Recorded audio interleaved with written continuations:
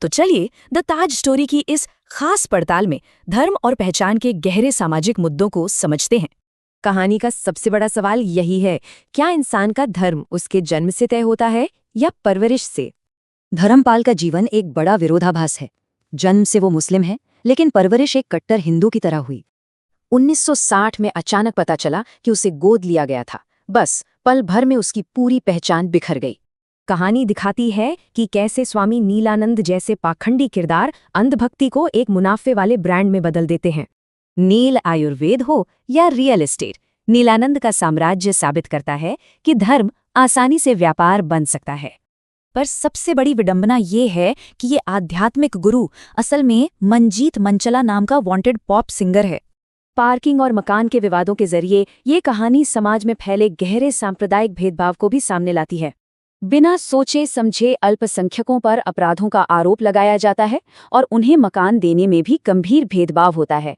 इन सब सामाजिक उथल-पुथल के बीच धर्मपाल बस अपने मरते हुए जैविक पिता से एक आखिरी बार मिलना चाहता है।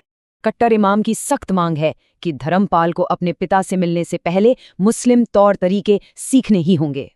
उस सख्त इमाम को संतुष्ट करने के लिए धर्मपाल छुपकर इस्लामिक अभिवादन और नमाज के तरीके सीखता है।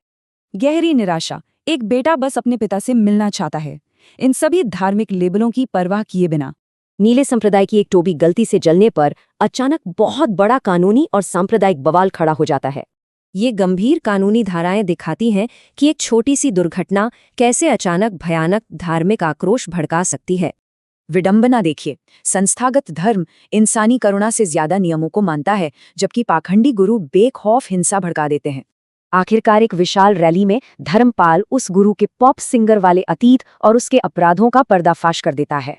दोनों ग्रंथों को पढ़ने पर समझ आता है कि वो सिर्फ अच्छाई का संदेश देते हैं, बाहरी मतभेदों का नहीं। ये शक्तिशाली विचार समझाता है कि सच्चा धर्म किसी रीति रिवाज में नहीं है, बल्कि सबके साथ अच्छा व्यवहार करने में है। और यही है मानव धर्म, इंसानियत का वो सच्चा रास्ता जो इन सभी खोखले धार्मिक लेबलों से कहीं ऊपर है। परिवार की शांति ही सबसे असली धर्म है। ये सांप्रदायिक बंटवारे के जहरीले डीएनए को पूरी तरह से नकारता है। अंत में एक सवाल, जब हर आस्था का मूल इंसानियत है, तो हम लेबलों को समाज क्यों बांटने देते हैं?